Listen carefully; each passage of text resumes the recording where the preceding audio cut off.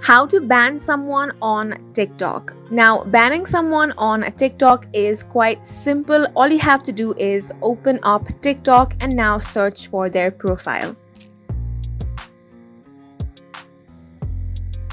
So let's say that this is the account that I want to get banned. Now, all you have to do is tap on the arrow option, which is at the top right corner of the screen. From here, tap on report.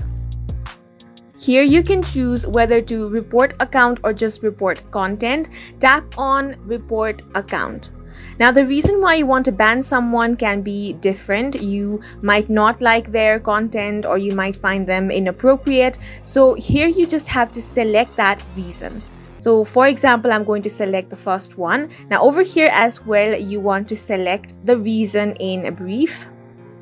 Once you have done that, you need to here select other categories as well. And once you have done that, just go through all of this and then tap on the submit button. As you can see, it has been reported. Now, TikTok is going to review this account and see if there is anything wrong or inappropriate with the content of this account. And if many accounts keep reporting this account, then this account will be banned.